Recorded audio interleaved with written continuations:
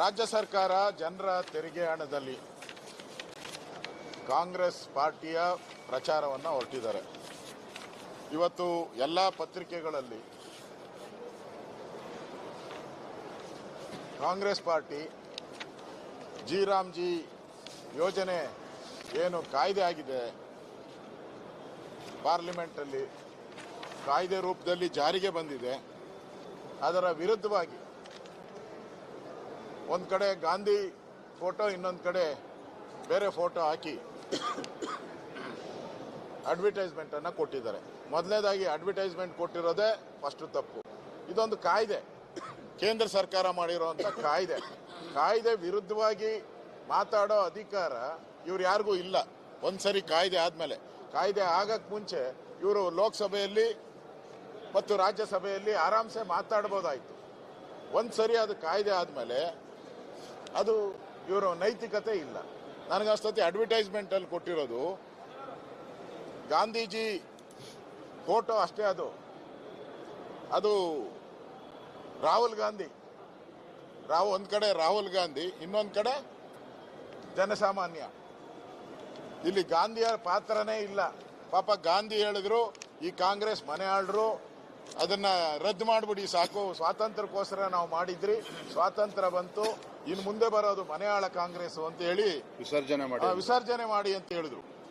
ಇವರು ಒಂದ್ ಕಡೆ ವಿಸರ್ಜನೆನೂ ಮಾಡಲಿಲ್ಲ, ಒಂದ್ ಕಡೆ ಲೂಟಿ ಹೊಡೆಯಕ್ಕೆ ಗಾಂಧಿ ಹೆಸರನ್ನ ಉಪಯೋಗ ಮಾಡ್ತಾ ಇದೆ.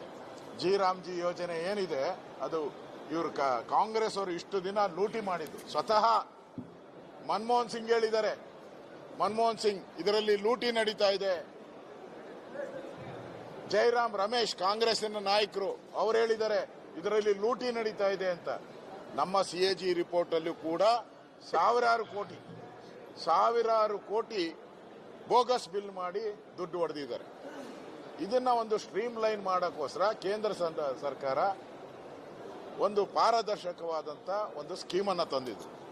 ಆದರೆ ಇವರು ರಾಹುಲ್ ಗಾಂಧಿ ಮಾತನ್ನ ಕೇಳಿಕೊಂಡು ಅಲ್ಲಿ ಹೇಳಿರೋದೆಲ್ಲ ಯಾವುದು ಗಾಂಧೀಜಿ ಹೇಳಿರೋದು ಯಾವುದೂ ಇಲ್ಲ, ಅಲ್ಲಿ ಎಲ್ಲ ರಾಹುಲ್ ಗಾಂಧಿ ಹೇಳಿರೋದೇ ಅಲ್ಲಿರೋದು.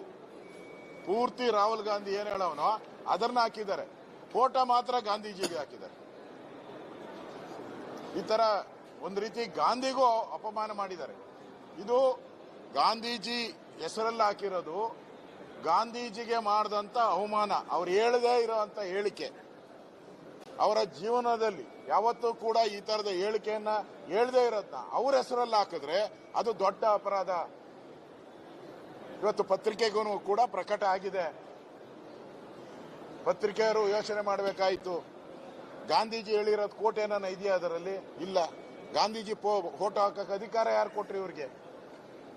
ಯಾರನ್ನ ಅವ್ರ ಕುಟುಂಬದವ್ರು ಕೊಟ್ರ? ಯಾರು ಕೊಟ್ಟಿಲ್ಲ. ಫೋಟೋ ಹಾಕುವಂತ ನೈತಿಕತೆ ಕಾನೂನು ಪ್ರಕಾರ ಇಲ್ಲ ಅವ್ರಿಗೆ. ಗಾಂಧೀಜಿ ಮಾತಾಡಿರೋದು ಏನಾನ ವರ್ಡಿಂಗ್ಸ್ ಇದ್ರೆ ಅದನ್ನ ಹಾಕ್ಬೋದಾಯ್ತು. ಇಲ್ಲ, ವರ್ಡಿಂಗೇ ಇಲ್ಲ.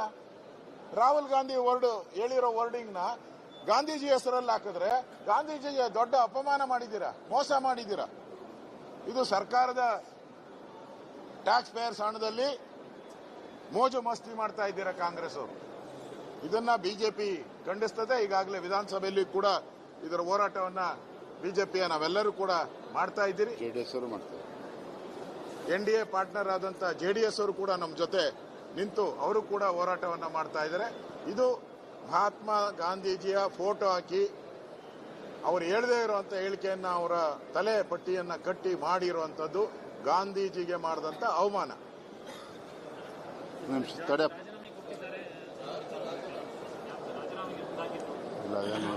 ಟಿವಿಲಿ ಬರ್ತದೆ ಬಿಡಿ. ಅದೇ ಈ ಕಾಂಗ್ರೆಸ್ ಸರ್ಕಾರಕ್ಕೆ ಯಾವುದೇ ಒಂದು ಮಾನ ಮರ್ಯಾದೆ ಯಾವುದೂ ಕೂಡ ಇಲ್ಲ.